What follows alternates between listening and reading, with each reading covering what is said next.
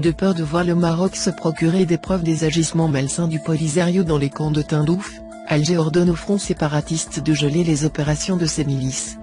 Avec le lancement par le Maroc d'un satellite de renseignement de haute technologie, le Polisario et son sponsor algérien devront vraisemblablement changer de stratégie dans la gestion des questions internes à Tindouf. Et si l'on en croit Al-Sabah dans son numéro du mercredi 22 novembre, les premiers signes de ce revirement stratégique ont déjà été émis.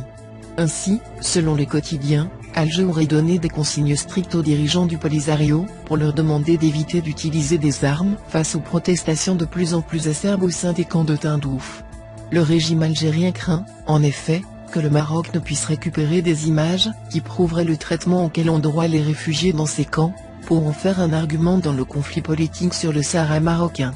Les sources d'Al-Sabah soulignent que le Polisario n'a pas tardé à se conformer à cette consigne, puisqu'il a déjà ordonné à ses milices de geler leurs activités. En parallèle, Alger s'est engagé dans une véritable course contre la montre, pour déployer des outils technologiques permettant de brouiller les signaux du satellite marocain et l'empêcher ainsi de prendre des images des camps, de leurs alentours ainsi que de la frontière maroco-algérienne. Sur un autre volet, et en se basant sur des rapports d'organismes internationaux spécialisés, le journal confirme que le satellite que compte bientôt lancer l'Algérie depuis la Chine n'a pas seulement des objectifs civils.